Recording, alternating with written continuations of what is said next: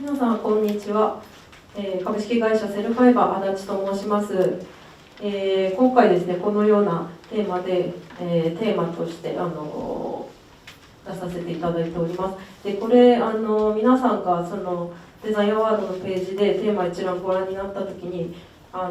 一番よくわからないものだったんじゃないかなと思います。なんだろうって思われたかなと思いますけども、実はですね、これ最も皆さんに身近な皆さんというか私たちに身近なテーマとも言えるのではないかと私は思っておりまして、この細胞というのはもう私たちみんなの体を作っている素材です。なので皆さん細胞を自分の体にたくさん持っています。でその細胞というのはサイズにしてこの10マイクロメートルと書いてますけども、だいたい髪の毛の10分の1とか20分の1とかのサイズ、髪の毛の太さのですね、10分の1とかのサイズ、非常に小さな、体なんですけども、その中に非常にたくさんの機能を詰め込んだものです。ちょっといろいろ写真載せてますけども、こういう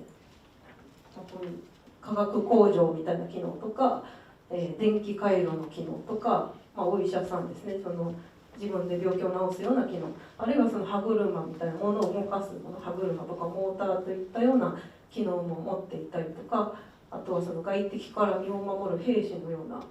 機能も持っていたりします。こういったその非常に小さなサイズの中で非常にさまざまな機能を実現している超高性能マシンというのが細胞というものです。で、これ弊社のコンセプトとしてよく出している図なんですけども、こういった細胞という素晴らしい素材を使ってものづくりをしたいというのが弊社のコンセプトになります。この絵はですね、これ心臓ですね。心臓がいろいろな歯車とか動くパーツからできていて実際動いてますよというイメージです。でじゃあ実際細胞で物を作るっていった時にどうすればいいか。機械だったらここに示すような歯車とか組み合わせていけばできるんですけども、細胞をそういうふうにすることは今できないですね、技術的に。なのでじゃあどうしたらいいかというところで、私たちが行ってとか試してきたのが、その細胞を使って部品を作りましょうというところです。で部品として何があるかというと、点と線と面という 3つの要素を考えました。点というのは粒々ですね、0次元のビーズみたいなもので、線が紐状のもの、面がシート状のもの、こういった0次元1次元2次元のものを組み合わせることで工学エンジニアリングの考え方としては何でも作れますというのがあるので、こういったパーツを組み合わせて作っていこうというアプローチをしております。で中でもこの繊維ですね、紐というものは非常に、古来から洋服とか縄とかたくさん使われてきた形でして、非常に加工性が高いです。でというわけでこの細胞の紐というものを作ればそれで物が作れるんではないかというところで、私たちが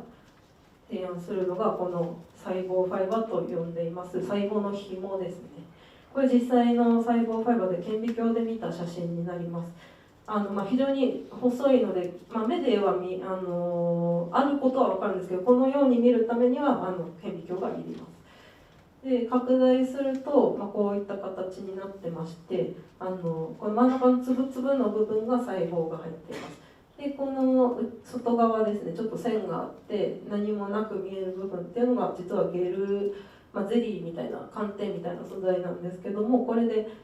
被覆されています。細胞が被覆されています。なので、よく腸詰めとか私たち言ってるんですけども、そういう外側の皮に細胞が守られているっていうような構造になっています。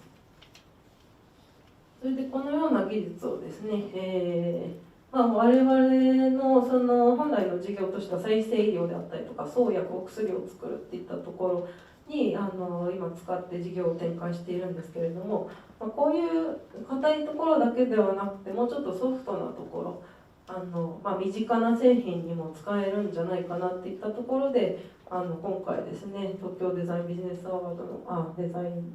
東京ビジネスデザインアワードの方に応募させていただきまして、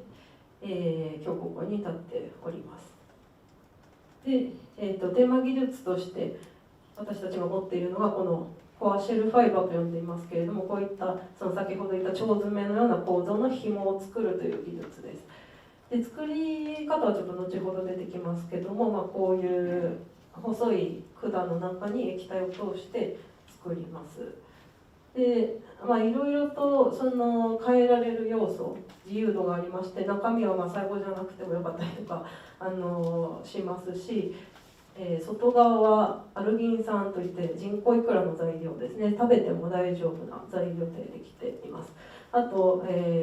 実は2層じゃなくて3層構造もできますよとか、太さも変えられるし、長さも本当非常に長い数百メートルといったものもできますとか、色もつけられますし、ちょっと強度はあんまりないのでなんか強い力には与えられないんですけど、こういう性質があります。で、こちらは作り方ですね。こういった感じで細い流路の中に通して作るような技術です。で、いくつか今まで、作ったものの例をお見せしますと、